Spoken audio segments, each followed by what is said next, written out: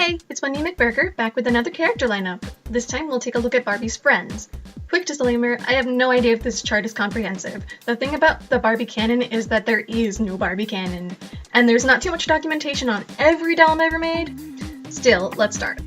Barbie was chilling on her own for a couple of years, and it was cool. Mattel thought she needed to broaden her world a little bit, but it was the early 60s, so their first instinct was a boyfriend over a best friend, and that's how we got Ken. He's great though, so it's whatever. A bit later, she did get her first gal pal, and her name is Midge. I kind of love her history. She was introduced in '63, stayed in production for a couple years, disappeared, then came back in the 80s. Late 80s, she married a guy named Alan, probably Ken's friend. Then they had 3 kids, Ryan, Nikki, and Cassandra. They sold a set where she was pregnant with Nikki, but Alan was sold separately, they forgot to paint a wedding ring on her finger, and concerned parents lost their minds so hard that they had to pull the set from Walmart. It's a total shame, because they also did cute, wholesome sets where they went to the local fair and celebrated birthdays. But I think this whole kerfuffle kept Mattel from adding complex backstories for anyone else after that I know of.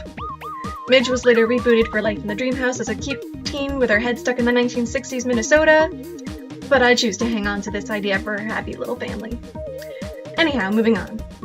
Barbie has a lot of friends. Next up came a couple gals who didn't stick around very long. The British invasion music craze hit America pretty hard, so Stacy, not to be confused with Barbie's little sister Stacy, was Barbie's friend from across the pond. PJ embodied the groovy hippie vibe of the late 60s. She was Barbie's best friend while Midge was out of production. Steffi was barely produced at all, but she's significant because her face sculpt was used for decades on other dolls.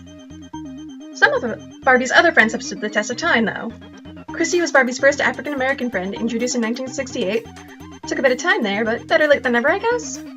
She's maybe Nikki's, not to be confused with Midge's daughter, older sister, but it's never been confirmed. Teresa made her debut in '88, and currently holds the title of Barbie's best friend. Summer came around in '04, as Blaine's Hang Tight, I'll Get to Him. That whole era makes me sad. Sister. Cool that the girls could maintain their friendship. After what happened. Nikki was originally introduced as a friend of Skipper, who's Mary Konda's Barbie's friend for Life in the Dream House.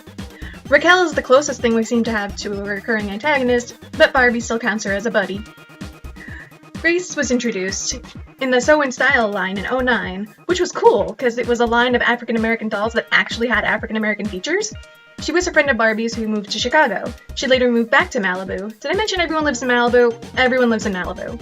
For Life in the Dream House, where she gets everyone super psyched about science. It was awesome. While Grace was in Chicago, she made a ton of friends, but I'll get to that in the next video.